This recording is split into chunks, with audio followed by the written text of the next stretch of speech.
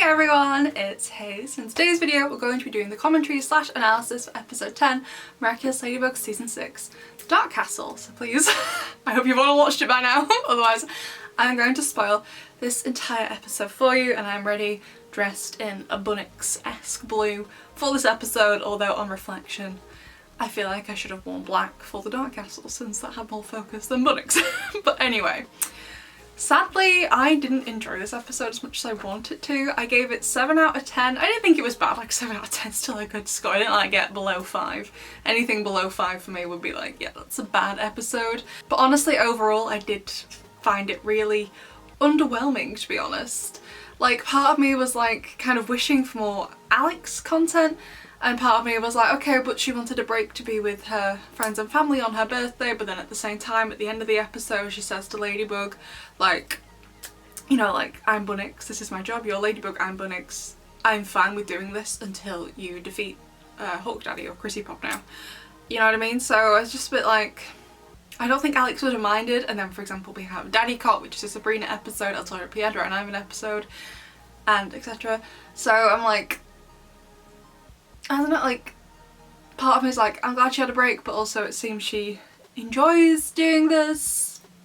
I did think the Akuma was cool, like visually it looks really, really cool, and the fighting was really cool. However, I definitely feel the episode needed a lot more Mr. Darjancourt as well. However, I did quite enjoy the time travel. I'm pretty sure it was using the Novikov loops, I think. I don't know, I haven't had a chance to speak to the channel's resident time travel expert, Edward, yet, but I'm pretty sure that's what it was, which is basically where it just keep looping itself. So the Bunnybug fusion pays Marinette a visit, and then when Marinette becomes Bunnybug, she has to go and pay herself a visit, and then that one will become Bunnybug and then go and pay herself a visit. It just keep looping, repeating, you know?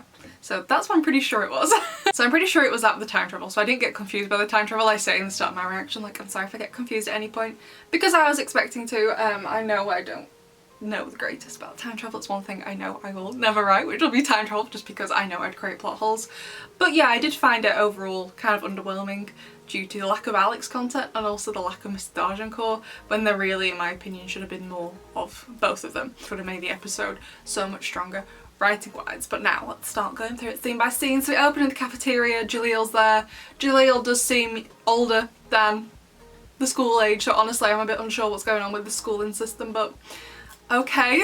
A bit like Ray, I think Jalil's too old to be there, but whatever, I don't get what's going on. But then Agley, I am onto you.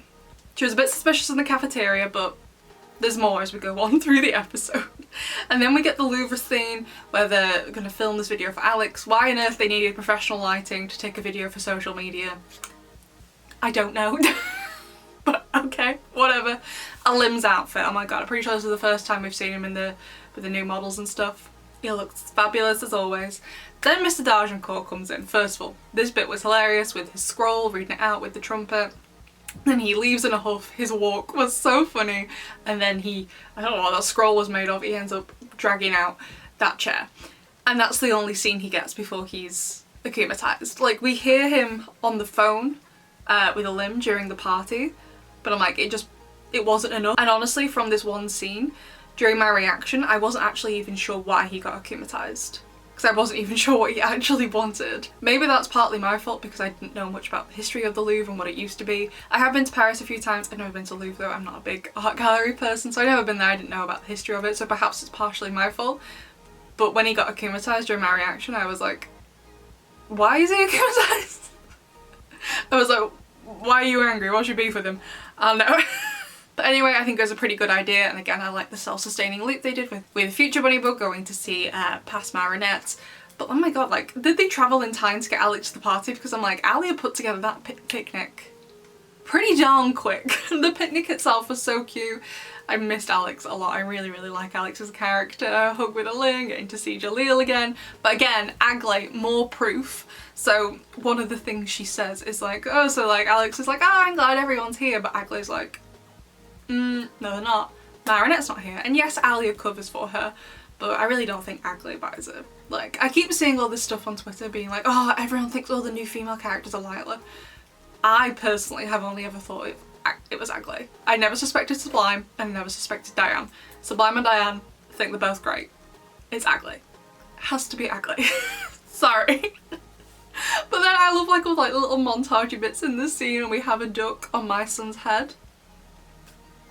Please give the person who came up with that like a bonus in their paycheck this month, because adorable. And honestly I think in this scene there are like two other instances where Marinette changes things. The first with the cake on the platter so the football doesn't hit it and Jaleel has to go and change, and then with the bird poop on the cake. What is the obsession with weird fluids this season? I don't get it. But I don't think there'd be any, like, in my opinion, maybe I'm wrong, because again, time travel not my strongest suit, but personally I don't think there'd be any like massive butterfly effect repercussions from doing that. I would hope, but obviously there was for the throwing of the cake. Like, oh my god, just Marinette basically destroys the earth, cat-like level disaster, because she stops Nathaniel from tripping over. It was funny, I did enjoy it because it was just so ridiculous, and Marinette was like, okay, let's not do that. It was funny, but I was a bit like, come on. But again, more evidence, just editing haze, fill the whole screen with this. When you see the cake flying the second time, you can see everyone who is there. Agley has left. So by this point, so we know the Akuma happens after this cake scene, she could have akumatized Mr. D'Argencourt. Just saying. It has to be her. I'm convinced. Like, it's Agley. Like, I wasn't convinced in Reckless Driver that she was around during Time Breaker. I thought she was lying because it's just an empty picture. You know what I mean? And I'm also, it sounds really mean, I'm not convinced she was ever akumatized into that Lady Butterfly thing. I think she was lying. Because no one else has backed it up, and the therapist doesn't know that. She was just going for it. Just like, yeah, I just probably wasn't around that day. Yeah, sure, whatever, this happened. No one else was there to verify it. Marinette's never mentioned this, Ladybug's never mentioned it, Cat Noir, Adrian, you know, no one, Alia, Ladybug. No one's ever mentioned it.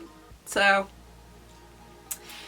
more, more evidence in my opinion. But honestly what I think would have been better, so now kind of getting on to the Akuma part, is that, okay, so it would seem that obviously Mr. D'Argencourt wanted whatever with the Louvre. It basically sounded like, so from what my brief research showed that I did in like 10 minutes before I sat down to film, is that the Louvre basically used to be some sort of castle slash residence for the Parisian monarchy, but Parisian monarchy was all beheaded because they didn't like them anymore during the French Revolution.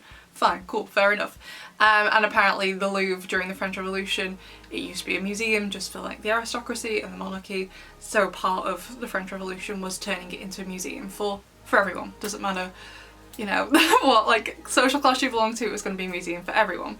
And it sounded like, because Mr. D'Argencourt is descended from monarchy or whatever, that he wanted basically some of it back, which was the cause for his Akuma, and he was demanding things from Mr. Cubdale that to Mr. D'Argencourt's mind were correct, when in fact he was just being ridiculous.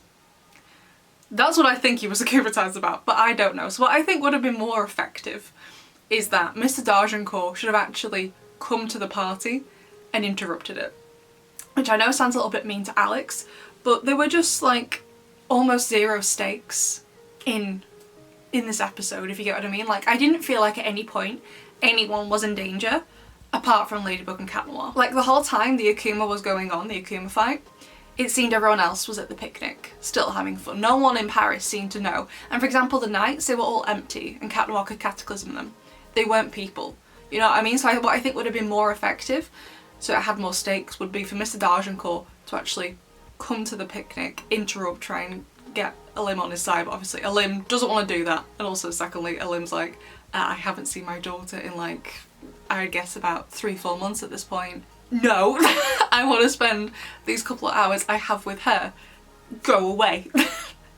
So he gets more and more irate at him for those two reasons. And then I think Mr. D'Argencourt should have been akumatized in the park, and maybe he like turns all the kids into knights and he walks with them all to the Louvre and they start dismantling it. Like, overall I did enjoy the Akuma. I can't think of a similar Akuma I really had that's been made out of buildings before. I liked that it was definitely more difficult. It was kind of like a Ninja Warrior style assault course. So I liked that it was difficult for Ladybug and Cat Noir. Probably one of the most difficult Akumas they've had in a while, off the top of my head, I think. But I was just like, no one was in danger apart from the two of them.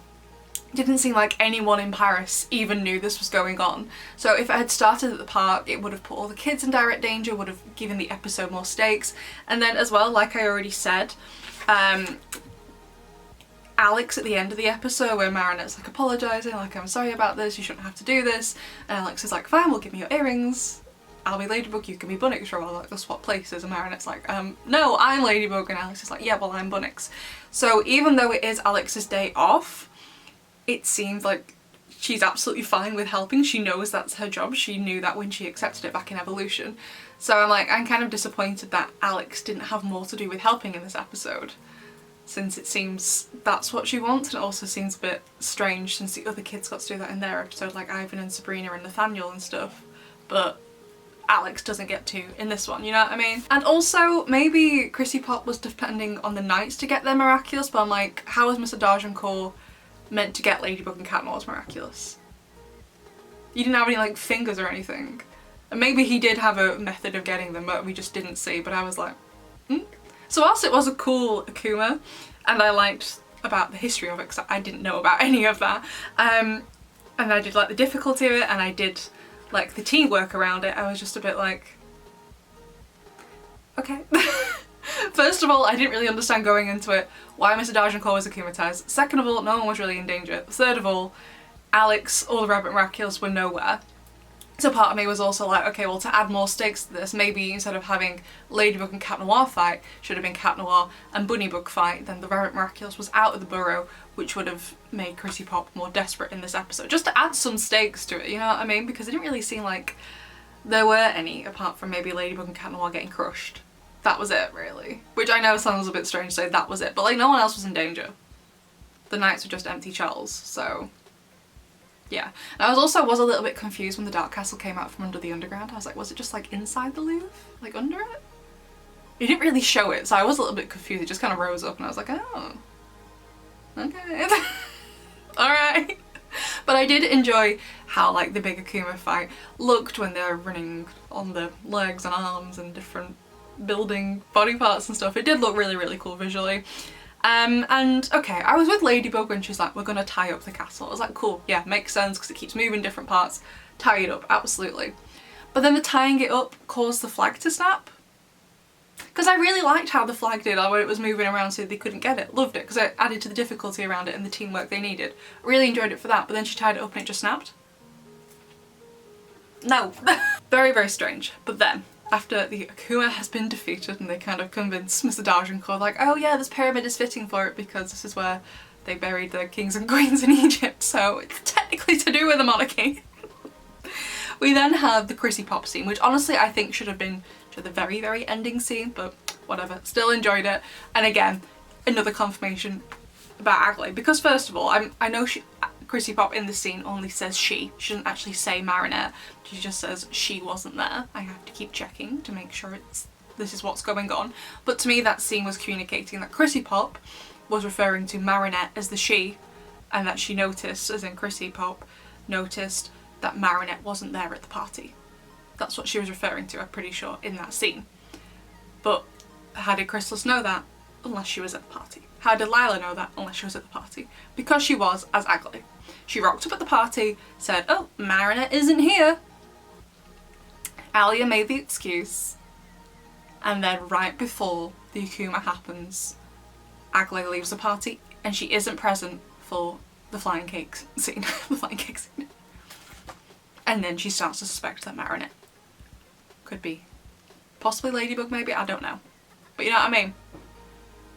It's very suspicious. Very suspicious. I really enjoyed the scene with Alex and Ladybug in the burrow. I thought that was great. I already talked about it before. Again, because I can say, like, Alex didn't seem like she wanted a break. She seemed more like she wanted to see her friends and family rather than wanting a break from being Bunnix. If she could be both, still be Bunnix and be with her friends and family, like, best of both worlds for her. But it seems like she really enjoys being Bunnix, you know what I mean? But anyway, then the ending, right, it was very sweet, very cute with the Adrianette, loved it. However, they kept showing clocks and I was like, is this just their phones or do they mean something? So the first clock when Marinette gets the message from Adrian, it's like 11:15, just gone 11:15.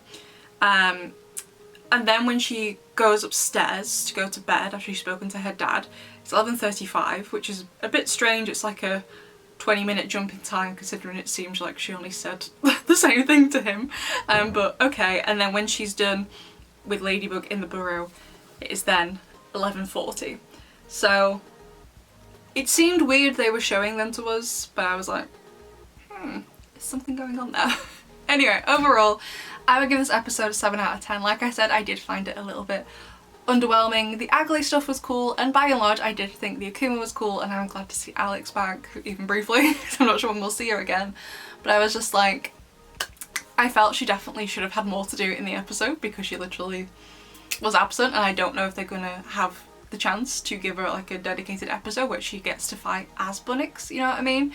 And I definitely also feel like we needed more of Mr. D'Argencourt, because during my first watch through I was like, why were you even akumatized in the first place, mate? Because I didn't even know. So 7 out of 10 overall.